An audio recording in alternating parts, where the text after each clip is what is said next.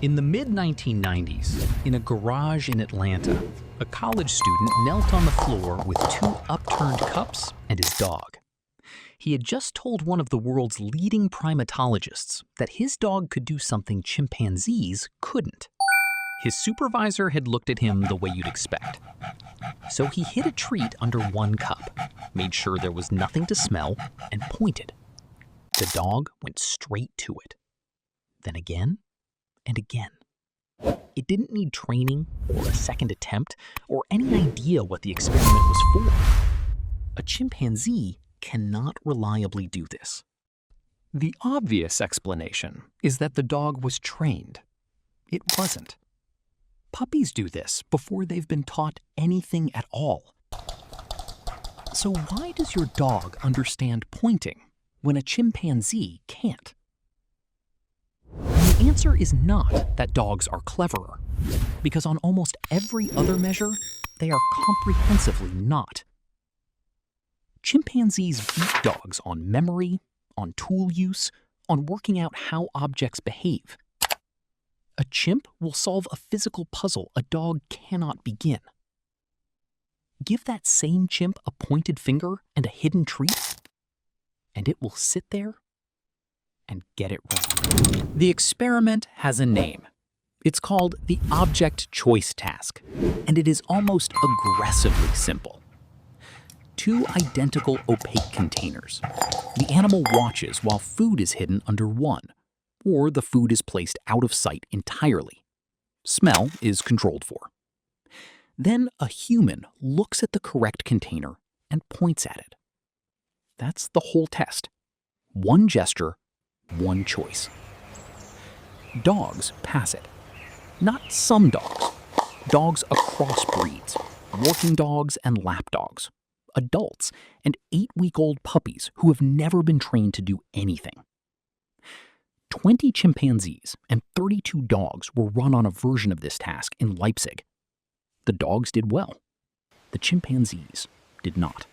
Now, it would be easy to hear that and conclude something unkind about chimpanzees.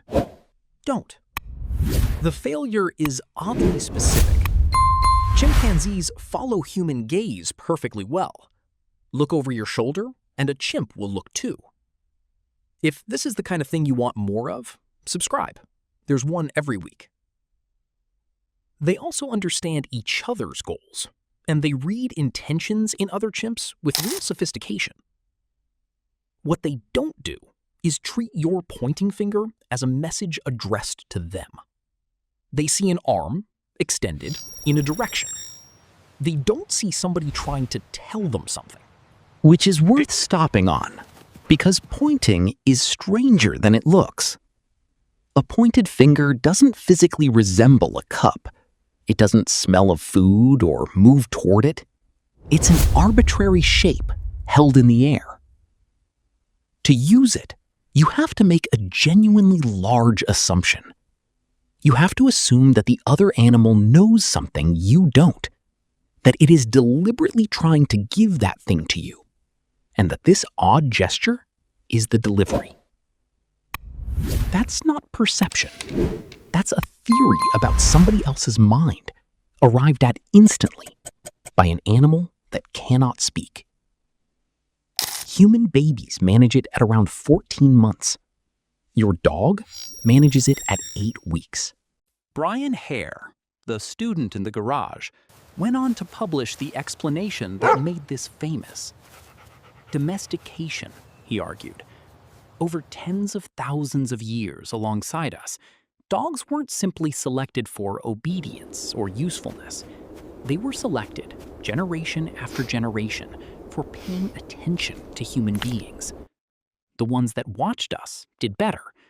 The ones that ignored us did worse. And there's a striking piece of evidence for it. Foxes, in a long-running Russian experiment, bred purely for tameness and nothing else, developed the same skill as a side effect. Nobody selected those foxes for reading gestures. It came along with the friendliness. And this is where most versions of the story stop, with dogs born knowing how to read us. It's not that settled.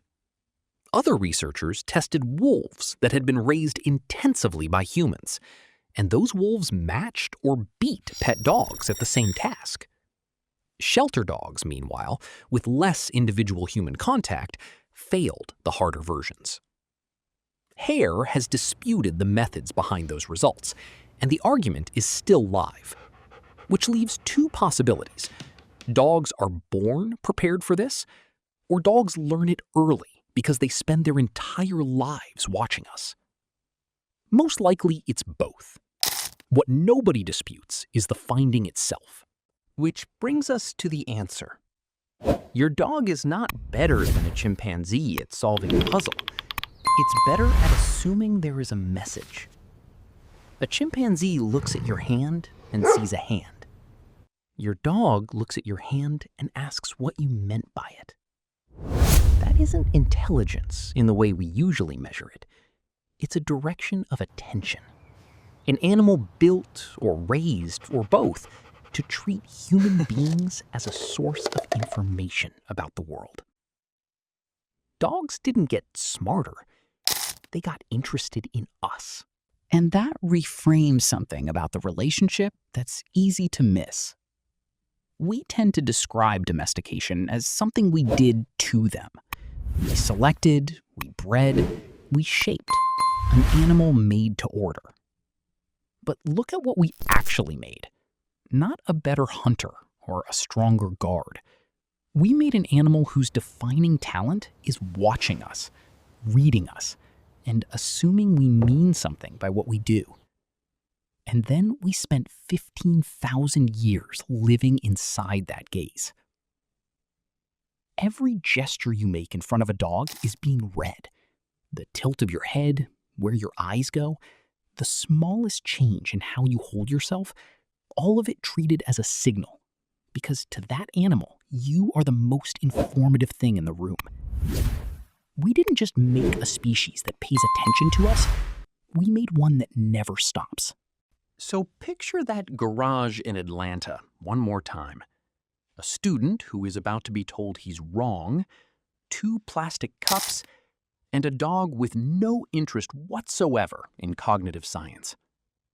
He points, and the dog does the thing that no chimpanzee will do. It looks at his face first, then at his hand, and then it goes. It isn't solving anything. It's answering.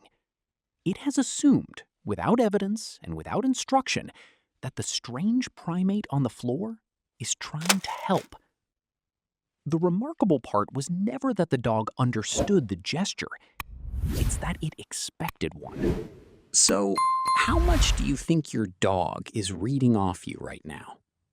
I'd like to know what you've noticed. Next week, why does a shrimp's punch boil the water around it? The strike never touches its target, and it's one of the fastest movements in the animal kingdom. Next week, see the power of the mantis shrimp. There are a lot of impossible things left.